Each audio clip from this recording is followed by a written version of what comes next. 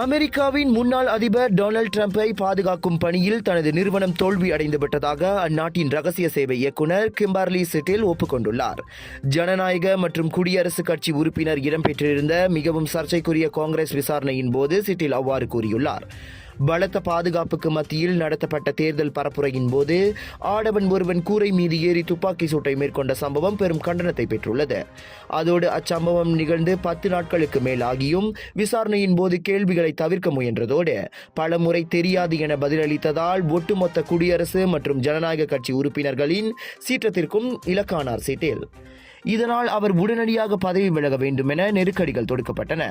எனினும் பதவி விலகலை நிராகரித்த சிட்டில் கடந்த பல ஆண்டுகளில் ரகசிய சேவை சந்தித்துள்ள மிக மோசமான தோல்வி அதுவென குறிப்பிட்டதோடு அதற்கு முழு பொறுப்பு ஏற்பதாகவும் அதுபோன்ற சம்பவம் மீண்டும் நிகழாது எனவும் உத்தரவாதம் அளித்தார். ஆனால் ரகசிய சேவை தொடர்ந்து வழிநடத்த தாம்தான் சரியான நபர் என்பதால் ஒருபோதும் பதவி விலகப் போவதில்லை எனவும் சிட்டில் கூறியுள்ளார்.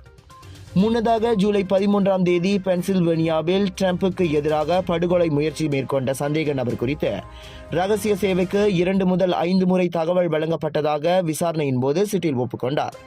இவ்வேளையில் அந்த வாக்குமூலத்தை அடுத்து அதிபர் ஜோ பைடன் இன்னும் சிட்டில் மீது நம்பிக்கை வைத்துள்ளாரா என்பது குறித்து வெள்ளை மாளிகை இன்றும் கருத்துரைக்கவில்லை.